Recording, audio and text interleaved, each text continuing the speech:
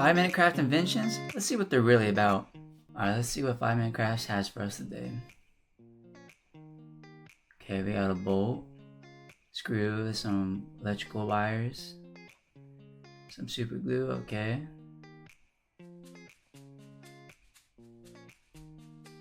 A battery, a little circuit board, let's see what that does. Ooh, okay. Off the bat, first thing I have to say, soldering directly on the tips of battery terminals is never a good idea. The heat from the soldering iron can easily damage the battery and potentially cause a battery fire, especially if it's a lithium ion battery, which is really reactive. I can't stress enough how dangerous batteries are. I would never do that if you can.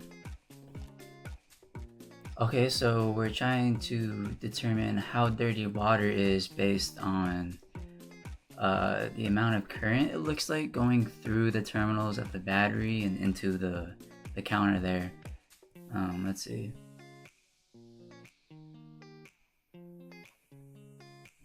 And yeah, lower number. Okay. So what this is a liquid that can carry a current is actually called an electrolyte. And so this can be water that has salt in it and other substances that can make a liquid turn into an electrolyte. It doesn't necessarily mean that the water isn't drinkable. For example, you can drink water with sodium and other electrolytes in them. For example, Gatorade is actually an electrolyte that can conduct current, which doesn't mean that it's dirty or dirty water, it just means that it can conduct current. Pure water itself doesn't contain enough ions to actually conduct electricity, so this might not even work with regular water, which could potentially just be drinkable, safe water, and then you would get a low count. So overall, creative invention, but I wouldn't say that this invention is actually very useful and could probably be misleading for people who actually need to use devices to detect the drinkability of actual running water that's not already bottled.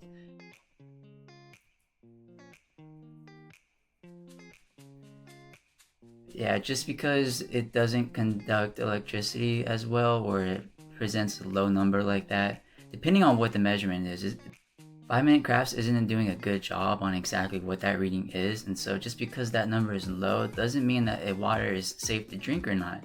This water could contain bacteria that is harmful, and maybe it doesn't conduct electricity, and so it's a low number, and you think it's safe to eat, but it's not, because it's not a very good invention.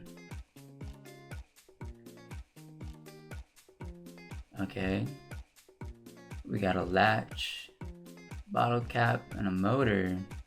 It's getting interesting. Glue. 5-minute crafts likes glue a lot. Let's see, a battery, another PCB, a remote. This is gonna be, I bet you this is a door lock, automatic door lock. Let's see. Yep, what did I tell you? Yeah, this is a pretty good invention. I will say this, just the fact that everything's super glued together, it's not going to be very strong. This is the basic principle on how manufactured door locks work. However, I would just buy a manufactured door lock rather than going through the efforts of making a cheap product like this. Okay. This is a pencil and lead. Wires around the lead or the graphite. Okay. It's gonna make the tip really hot. It's a soldering iron. Alright, first thing I gotta say about this, again, exposed battery is not a safe thing. There is not a regulator, a current regulator. And because of that, this soldering tip can get really hot and really dangerous to touch. Obviously, manufactured soldering irons, you still don't want to touch those, but this is just a battery with 2 wires touching a conductive end. It's not safe. Plus, you can't turn on and off the soldering iron because there's no switch on it. So because there's no switch, there's no real safe way to actually be able to use this over and over. And heating up graphite breaks really easily, and it's very brittle. And because it's very brittle, this could easily break apart and potentially burn you if that graphite falls onto your skin, and that can leave burn marks, and that's not good. This is a pencil, it's just made of wood. This could easily burn the wood or even oxidize, and that in of itself is not safe. So for this invention, I would not recommend this to anyone. I'd give this invention a 2 out of 10. Never do this. It's creative, but still not safe. Absolutely not safe. LEDs, okay, love LEDs. Hot glue again. Hot glue tutorial here. Magnet. It looks like we're creating a switch here, which is pretty cool. Yeah, this is gonna be a switch. We're making a circuit here, which is pretty cool. It's safer to do things on a printed circuit board instead of having loose wires flying around. So if you ever make a circuit like this, you put a bunch of resistors and wires together, it's good to make sure that those components that are being wired together are sitting firmly somewhere and not hanging around loosely, so that doesn't cause a short circuit and potentially a fire or an electric shock hazard.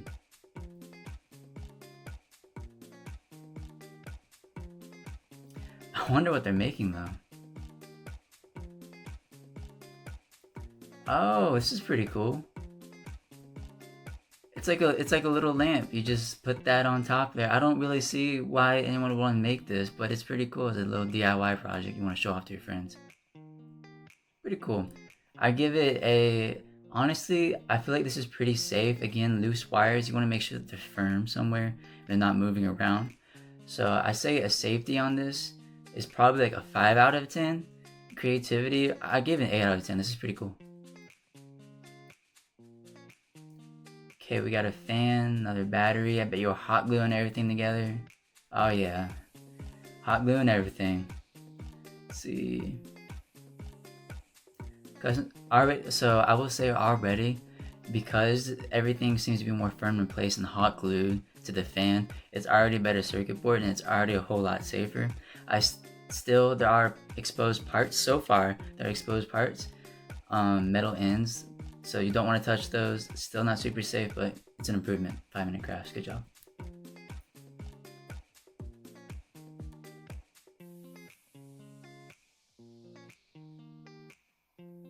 Love soldering. Something about soldering, there are different soldering materials that have different chemicals in them. And so if you're concerned about safety and inhaling soldering fumes, you need to make sure that there isn't any lead. These chemicals that are released in soldering and solder is not good and can cause health issues. However, there are solders that have less chemicals or no chemicals in them that are safe to inhale in small amounts. However, you still want to use a vent hood or a fume hood in order to bring the fumes away from your nose. And wear a mask if you feel like you need to. Again, soldering the terminals of a battery, never safe. It can lead to thermal runaway, which will cause the battery to explode and will leave severe burns if you're in direct contact, and also release chemical fumes that are very unhealthy to inhale. So again, I would never solder directly onto a battery terminal.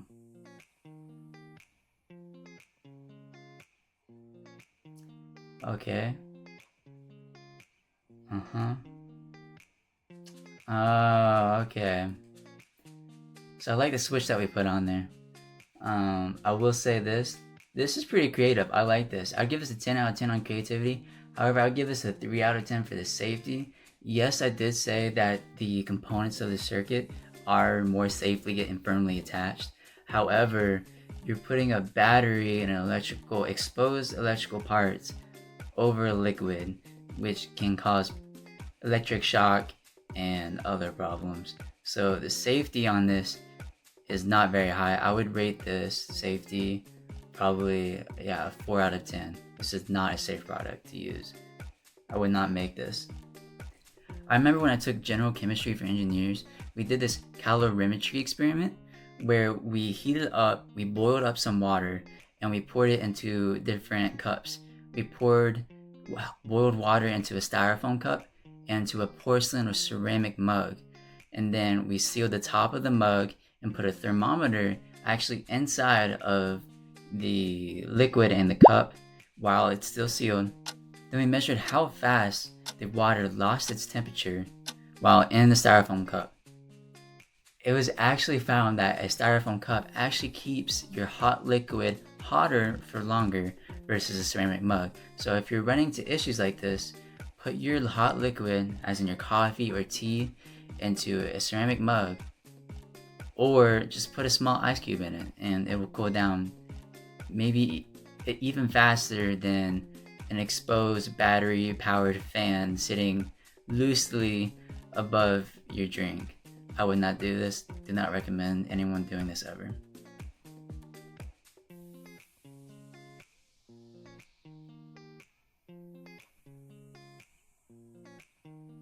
I bet you were hot gluing this motor on there.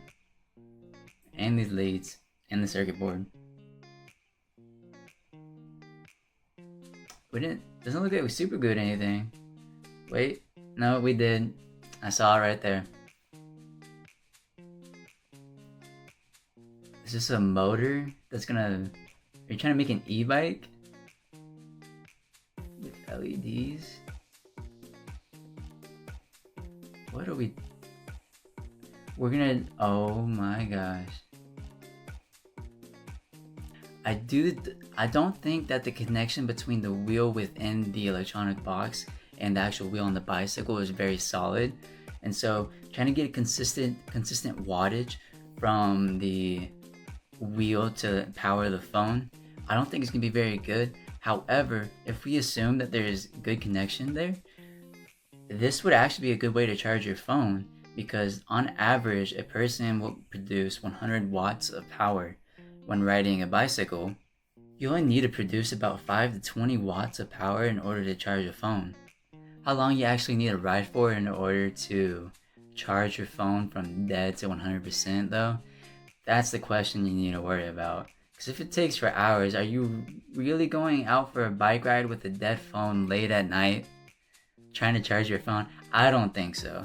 However, I gotta say, good job 5 Minute Crafts. That's a pretty good invention.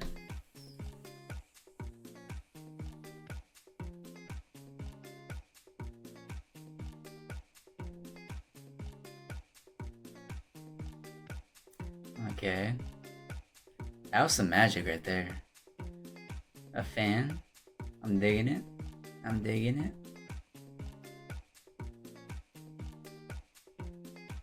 Hot glue. What is this? Air conditioning? Maybe. That looks like a good invention to me. Can't say anything about it. Slugs eat your plants. Not really. Don't have any slugs or plants. Who does slugs?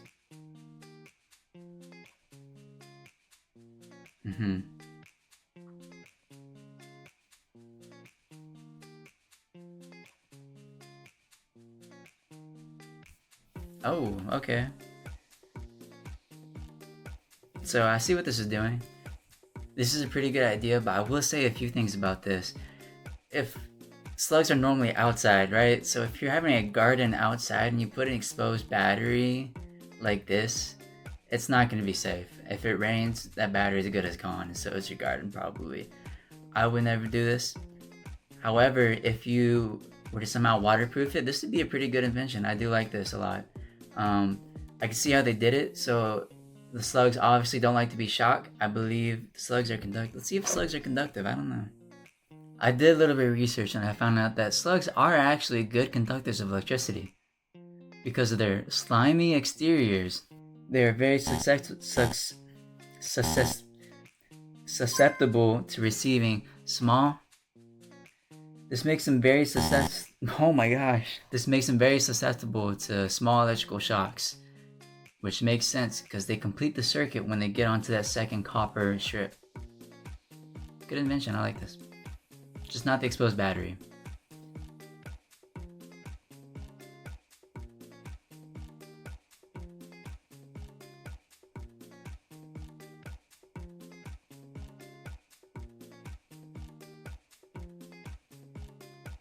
Cardboard. Hot glue and cardboard. Love hot glue. This should be a hot glue tutorial. It should be hot glue crafts, not 5 minute crafts.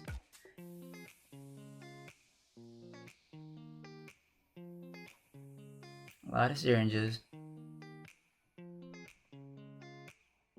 This is not a 5-minute craft. There's no way.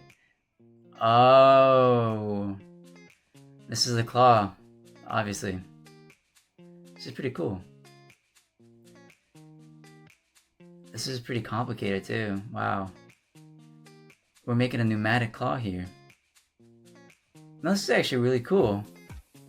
I would totally make this. We're making a pneumatic claw here. It uses these syringes and probably just air in order to manipulate the claw around, open it, move it up and down, and maybe side to side. Let's see. The difference between using air and water in this kind of system is with air or any other kind of gas, it's actually a pneumatic system. Pneumatic meaning gas, and hydraulic is when you actually use water or liquid. Normally it's water in a hydraulic system, but yeah, just a little bit more for you to know. Yep, this is cool. At my university, they have this robot that is stuck in an internal loop of picking up and placing these blocks down on top of each other, and it's actually super cool. Let me know in the comments if you would like to see these kind of builds on this YouTube channel. And there you have it, guys. 5-minute crafts, cool inventions. I gotta say, some of them are really creative, but in general, I would not try to make these at home and try to use them on a daily basis because they're not exactly safe. However, nice try. See you guys in the next video, and as always, drink some water.